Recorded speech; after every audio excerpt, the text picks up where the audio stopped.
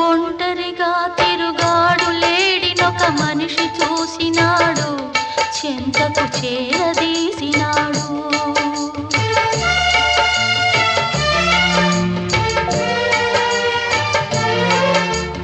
అభమో శుభమో తెలియని లేడి అతనిని నమ్మింది, తన హృదయం పరిచింది.